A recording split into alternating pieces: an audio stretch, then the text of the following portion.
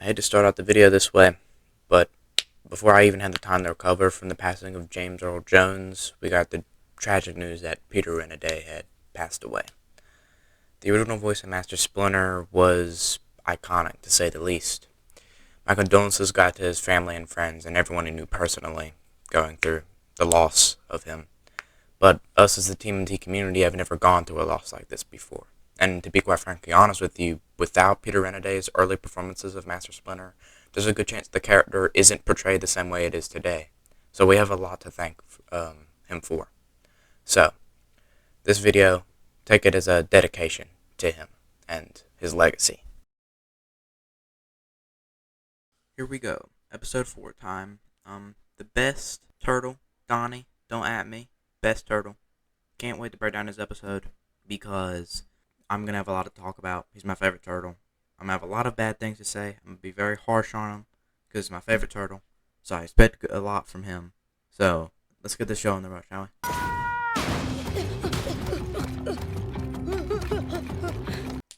So it's interesting how Donnie's thrown straight into the swing of things, or at least from our perspective. We don't really get to see any build up to him being chased by the robot. It's a lot like Mikey's episode where you're thrown straight into the swing of things. And once again, I don't really like it, especially because in this one there's no rod to kind of soften that transition. It's just Donnie, and he's very much on the move. This is April.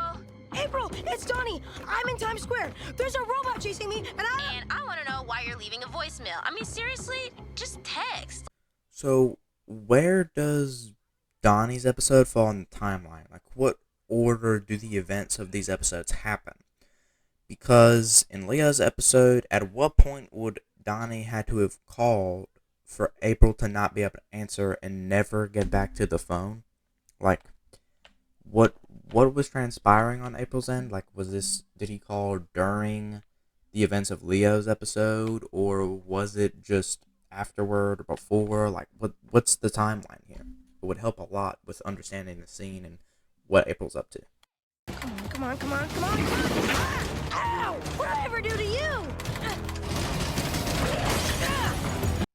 It's cool how instead of the robot's arm just getting ripped straight off, it actually pulls Don into the ceiling, because that's what would actually happen until the robot's arm was eventually severed by the elevator door.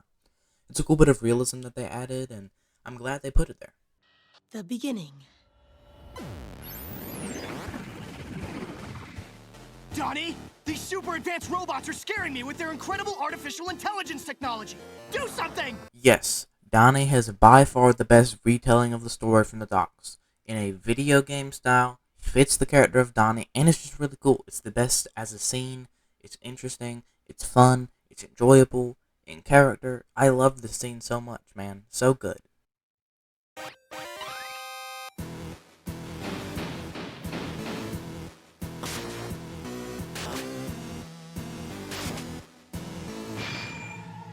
The music playing here is very reminiscent of retro Pokemon music, and the battle style is very reminiscent of Pokemon battle style as well.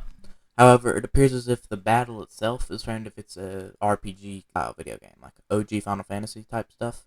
That's what it looks like, but the sound and, just the sound sounds like OG Pokemon.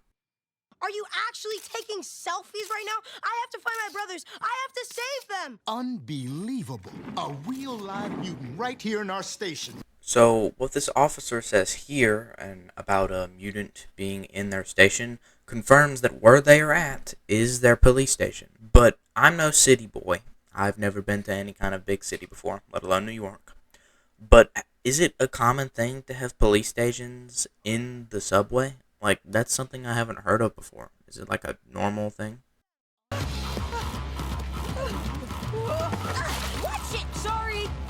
It's one of those mutant heroes.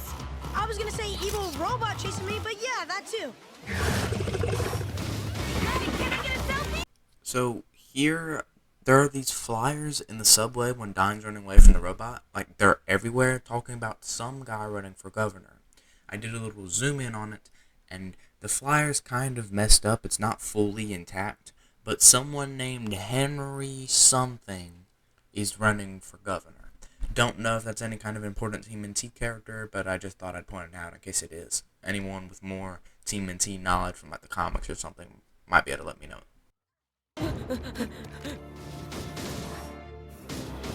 So, in this scene here, there's some kind of memorial behind Donnie as he's running away from the robot. And it has a picture of someone above it.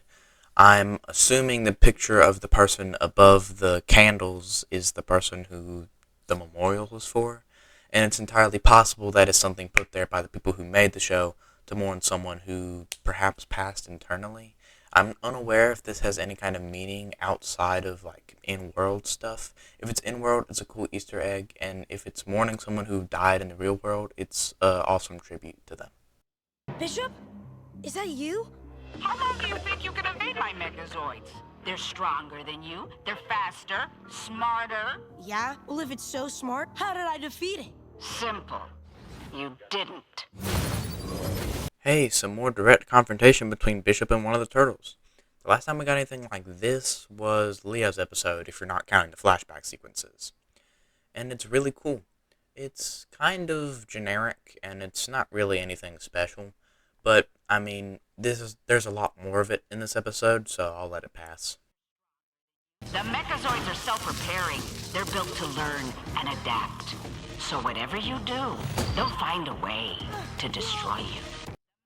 Here we go, the thing I have been praising the show for up until this point. The robots being able to learn, adapt, and improve, and repair themselves. That's one of my biggest positives I've spoken of throughout this show so far. And this is the first time it's directly mentioned by Bishop. And it's really, really cool to see them finally acknowledge something that they've been teasing from the very beginning. The only thing going is you, mutant. What in the Orisa Javelin Throw was that? The Mechazoid is connected to my systems. I can find you anywhere you go. Wait, it's all connected.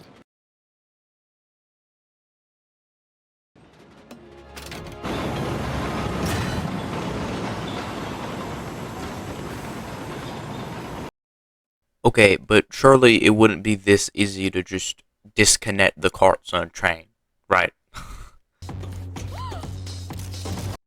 Alright, this lady must be the second coming of the Flash because she got to the train before Donnie did. Like, how on earth did she do that? This is the same one from earlier that he bumped into and spilled her coffee. How? Whoop, no one's allowed in here, missy. Excuse me, are you driving? Sure am. Been driving this here train for the last 52 years. I can't put my finger on it, but this old man sounds exactly like someone I know. Like, it sounds very familiar. It's got to be some kind of actor from another show. I don't know if it's just generic old man voice, or if this is like genuinely an actor I know from somewhere else. Can someone please try and figure out who this guy is? What are you doing? Are you actually writing code? Maybe. Oh my god, Donnie hit him with the Karen special, just full palming the camera. All right. Well, thank you, Sonny. Okay, but why is Donnie's first instinct after that train hits a bump to immediately turn around and try and karate kick the conductor in the face? Why is that his first instinct?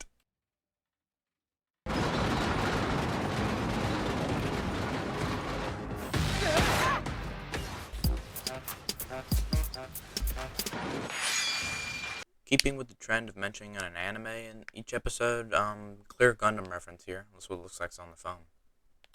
Ah! No, not over there! Look at us! Ah!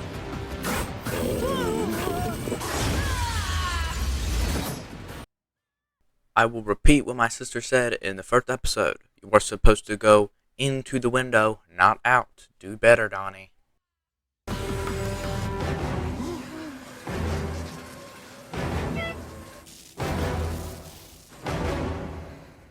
Sometimes, you just have to go beast mode. Here we go. More connections that can be made throughout all of the episodes. In the first episode, Leo tries to compare himself to Donnie and try and think of what Donnie would do in a scenario. Then Raph tries to think and call back to what Mikey told him to do, how sometimes you get farther with a smile. And then now, Donnie remembers what Raph said. It's about it being time to go beast mode. It's cool how the turtles learn from their mistakes and take their brother's advice despite it not fitting their core personality traits, and learning that sometimes you have to step out of your comfort zone to be able to get the job done.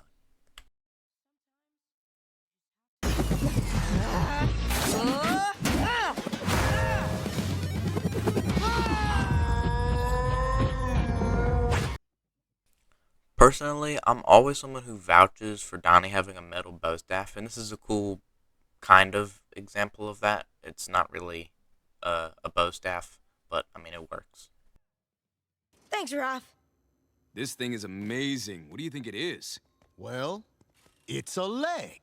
Great, you're here. I think I can track down Bishop to wherever she's sending her signal from. We can find her and save my brothers. Yeah, no, we're... Ironically, I have not hated a group of characters more than these two cops right here. Like, they gave Donnie such a hard time, and they're so useless, man. Like, get them out of here. Huh. Backup.